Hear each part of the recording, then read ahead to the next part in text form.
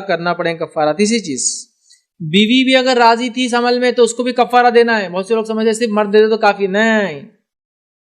اگر میاں بیوی نے دونوں نے کیے رضامندی سے تو یہ بھی 60 کو کھلائیں گا، یا تو یہ غلام آزاد کریں گا، یہ بھی یہ غلام آزاد کریں گی، یا تو یہ 2 مہینے کے روزے رکھیں گا، یا یہ 2 مہینے کے روزے رکھیں گی، یا یہ 60 مسکینوں کو کھانا کھلائیں گے اور یہ بھی 60 مسکینوں. مطلب تینوں میں سے کوئی ایک کام دونوں کو کرنا ہے.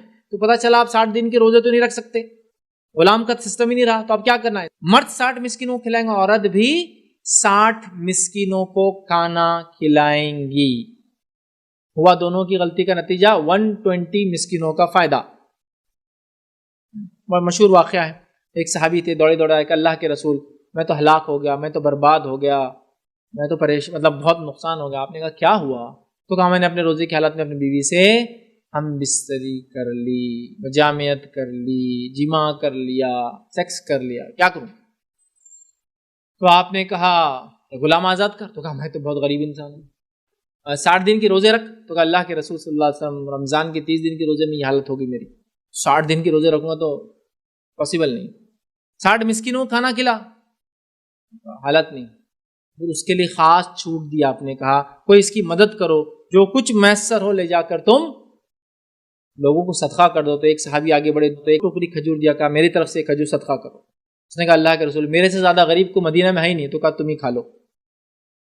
اسلام کتنا آسان ہے، دیکھیے آسان بھی ہے کتنا. لیکن آسان کا ہرگز مطلب نہیں کہ ربر ہے کدھر بھی کتنی بھی گیٹی مار کے آپ اس کو لمبا کر دو. ایک اصول ہے، ٹوٹے گا یا رہیں گا. اصول کے مطابق چلے نا. پہلے غلام نہیں دے سکتے، 60 دن کے روزے نہیں ہو سکتے، 60 مسکین استطاعت نہیں. کسی نے مدد کی، کہا سب سے غریب کو کھلا دو. تو کہا میں سب سے غریب ہوں. تو کہا تم کھا لو. کنڈیشن فٹ ہوئے نا بچوں. کتنا آسان ہو گیا نا دین.